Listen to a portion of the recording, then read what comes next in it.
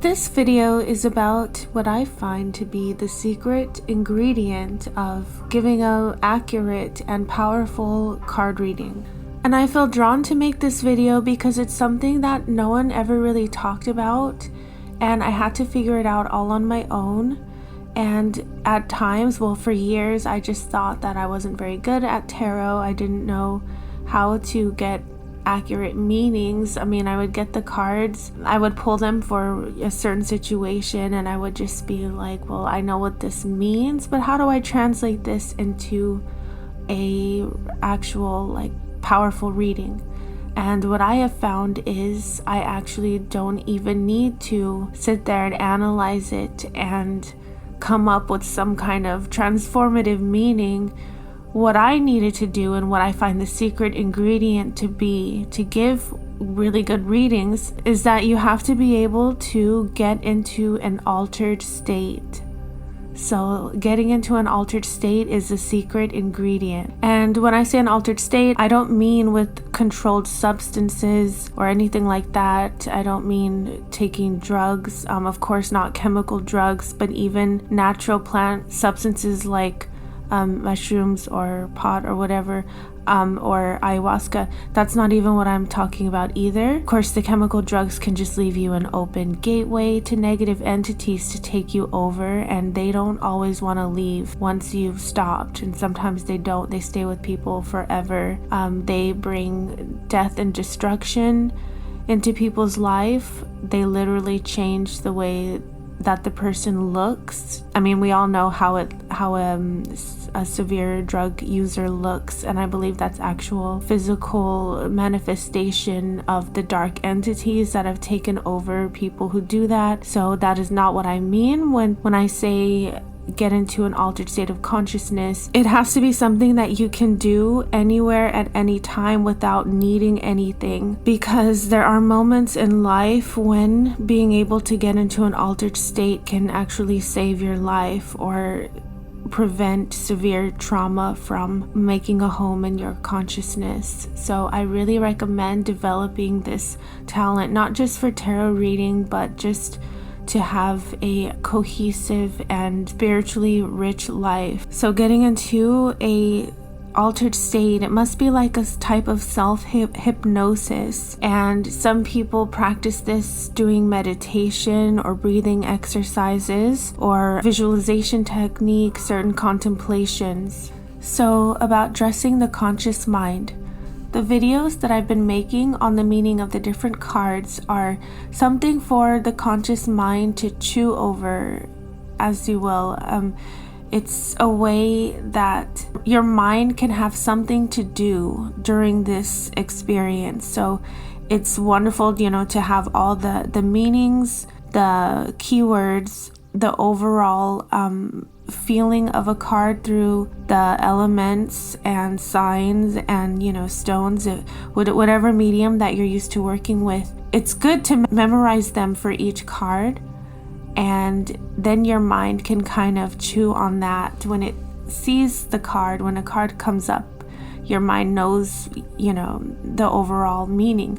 But that's not where the actual magical experience of an accurate tarot reading comes from. The occult symbolism that is in tarot, the symbols are very powerful. You can see them in the cards. It's something that our conscious mind can see, but the symbols, they unlock powerful things in the subconscious, and they can be their own type of hypnosis. So you look at the cards, you can even touch them. Some people have a gift where when they touch things, they can feel energy from them.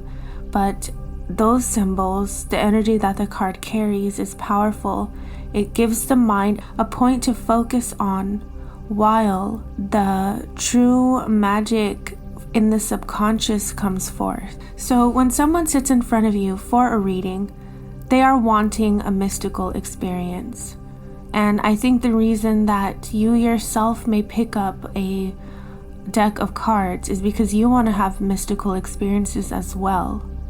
And when you access these hidden realms, you will have ingredient X. You will have the unquantifiable, which can't be named. but can be felt and experienced by you and your client. During readings, you may feel a bit dreamy or spaced out, and usually the client is feeling that as well when you are really accessing these realms. To explain this further, you give your mind the pictures and the symbols to chew on, because you know them, you memorize them, they're right there on the card. It's like typing in an address into a GPS app. So let's say you have the information that you need to give you the reading because you have your cards laid out, and that's the address that you've typed into the GPS app, as a little metaphor. But whether you will reach the destination that has been typed into the GPS is really not under your control. I mean, you can get in your car, you can put in the address, you can be on your way. But if you get there, that really depends on spirit, because there's always a chance that you could have a car accident, or something suddenly comes up and you have to turn around, or your path is blocked in some way. So to actually get to the point that you need to, which is, our point is an accurate mystical experience with the cards, you have to surrender. So surrender is a huge ingredient to accessing that mystical altered state. And when you set off to your destination, you're just hoping and you're kind of letting go and believing that you will arrive there. So at this point, you have your cards laid out and you have decided that you're just going to surrender and allow your guides to take you over and bring about the answers from the Akashic records. And you can't be thinking and analyzing and judging. You have to let go and slip into the altered state. And at that point, that's when you may just find yourself speaking everything that your querent is asking. It just all comes through. You say things that you don't know how you would know, and you can do this with surrender. Surrender is the most loving, strength-filled act that we can do in life, because when we let go, we set aside our ego, our prejudices, our control issues, and we allow spirit and love through acceptance and detachment to flow through us. And this can be felt by both sides. It felt by you and whoever you're giving the reading to, and it creates ripples through a soul's journey within the time worlds to know, to have answers and illumination, bring healing like the god Apollo, and the messages he would channel into his sibyls at Delphi. So a bit on the altered state. Once in an altered state, it can feel like drifting off, daydreaming, floating. And once you've reached this destination of the altered state where all answers are, the answers can come through to you in whatever spiritual gifts that you may carry. So for example, one of my strengths is claircognizance, where I might just know something completely detached from any other thought I've ever had before. It's like an idea or a phrase or something just drops in, and then I just let the words come out. So if that's a talent that you have with claircognizance, you may have a strong crown or third eye chakra, then things will just come into your mind and you can just say them. Or some people have clairvoyance, which I have that as well. It's where you see pictures. Maybe for me personally, this skill comes out more during healing sessions, when I move into someone's energetic field and I have their permission to give them a treatment. I'll start to see pictures, like maybe of past lives or of symbolism relating to the client in some way. And so that may be a way that you access knowledge when you're in an altered state. But I recommend working on your psychic skills and all the clairs, and it will only increase once you get into the higher states of altered consciousness. And when someone comes to you for a reading, what it is their guides and your guides have arranged this. It's not some kind of coincidence. They've already communicated, and what they need for their next experience in the time worlds is they need something from you. We all need experiences from each other. It's not like, we're above anyone or special above other people in some way, because even the negative experiences have something to teach us. But for this mystical experiences, your guides and their guides have communicated, put them in front of you, and now it's your job to go into that altered state, and whatever comes out is going to be what was predestined, prearranged. That's what I believe. And whether the person takes into account the information and the enlightenment and the knowledge that is brought to them is their choice. I feel like maybe I should address right now what people would call frauds when it comes to giving readings. I don't really have much to say on this because it's hard for me to even believe in a fraud.